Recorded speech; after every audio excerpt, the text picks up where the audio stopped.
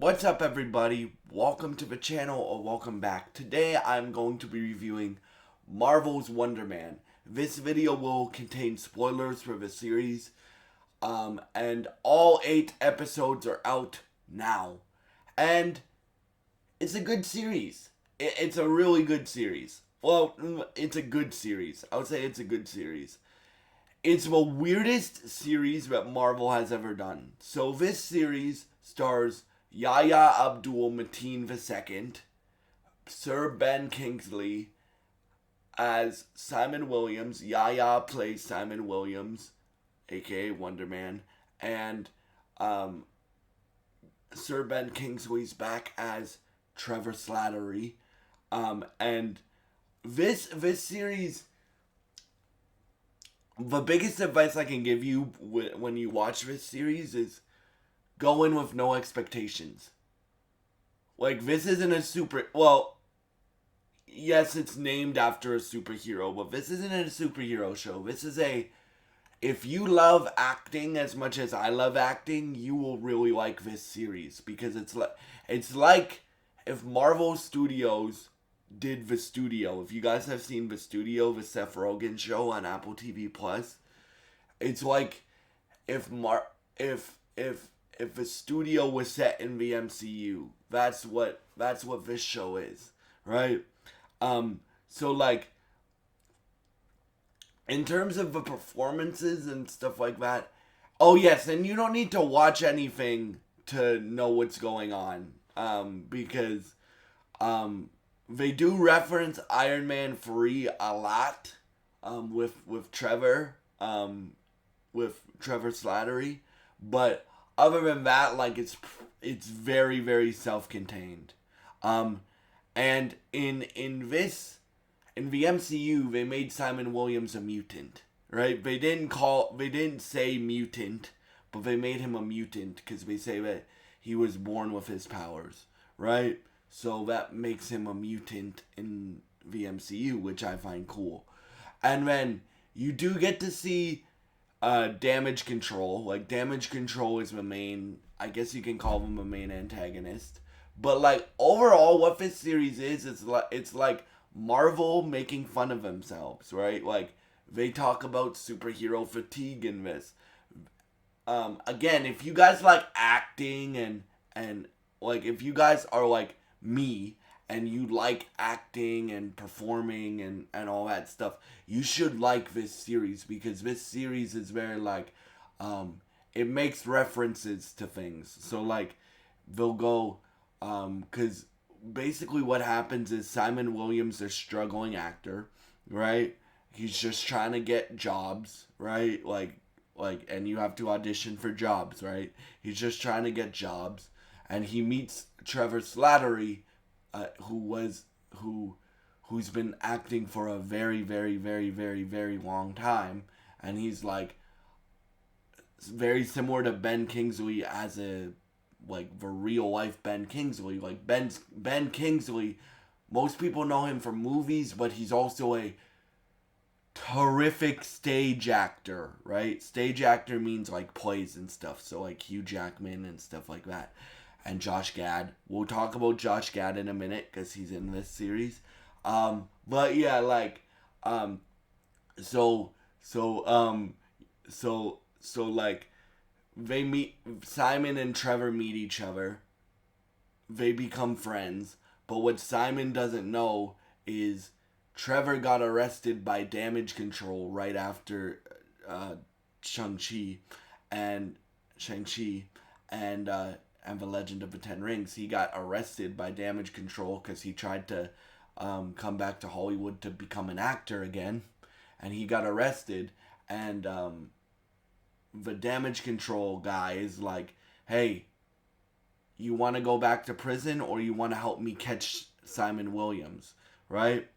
Basically, what happens is Simon Williams has powers, and if you don't know what Wonder Man's powers are, he, like, depending on what Marvel does with him, because Marvel has said if this show does really well, then they'll do season 2 and they'll cross him over with the Avengers. But like, This is a very different take on Wonder Man than, say, the comic book version, but that's okay, because his powers are the same. But, like, dude, I want to commend Marvel here for taking such of a risk with this show, because this show isn't your typical Marvel show, right? Like, I went in with no expectations. My goal, both in my personal life and on this channel, is to be more open. Or my goal this year, and in my personal life and on both of my YouTube channels, is to be more open to things, right? So I went into this, even though it's a Marvel series, and you guys know how much I love nerd stuff, especially Marvel and DC and Star Wars and all that nerd stuff, right? And video games, right? I went in with no expectations. And I was, like, I don't think it's the best series ever that Marvel's ever created. I still think that's Daredevil Born Again. Can't wait for season 2. If you guys want to see me break down that trailer, check out the video I uploaded yesterday. I broke down the teaser trailer that we got yesterday. But like overall, guys, like this series is a really good series. My favorite episode is episode 4, right? Episode 4, they explain to you why, like in the MCU version of Hollywood, right? They explain, hey, we don't want people with powers being in our movies because it's a liability risk, right? And so episode 4, you think it doesn't, like when episode 4 is going, right? Episode 4 is, you think it doesn't matter, right? But at the end it does matter, because they explain to you why Simon's so worried about having his powers found out, right? And so basically what happens in episode 4 is you have Doorman, created character for the show, I believe. I don't believe that's a Marvel character, but it's created for the show. Don't quote me on that. But I think it's created for the show. I've never heard of a Marvel character named Doorman, but we'll see. So fact check me on that if I'm wrong, but I think Doorman was a character created for this Wonder Man show. But if I'm wrong, please correct me in the comments. But yeah. So basically what happens is Doorman was the first actor with superpowers. But how Doorman got those powers was he had a Roxxon oil spill. Roxxon chemicals spill on him. And basically he's this doorman for this club, right? Josh Gad, if you don't know who Josh Gad is, Josh Gad is, he's mainly known for musical theater stuff, but he, like, for those of y'all that are not into musical theater and you're like, what movies has he been in? He plays Olaf in Frozen, and he played the Frozen franchise, and he plays the Beast in he plays the Beast in Beauty and the Beast, the live action one. So right, so like I really, really respect Josh Gad. Like, you guys know how into, like, Broadway musical stage actors I am, right? I really, really respect Josh Gad. It's really cool to see him in the MCU, right? So basically what happens is Josh Gad in the MCU, so Josh Gad in this show is playing himself.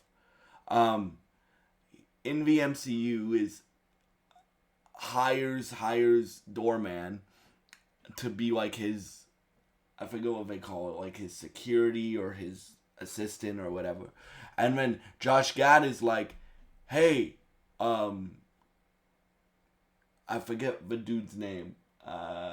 Hey, Doorman, you want to be in this movie with me and stuff like that. So Doorman says, I'm not an actor. I can't act. And he's like, just give it a shot. He's basically telling him to be more open. Just give it a shot. I'm sure you'll be great. So basically, what this movie is it's a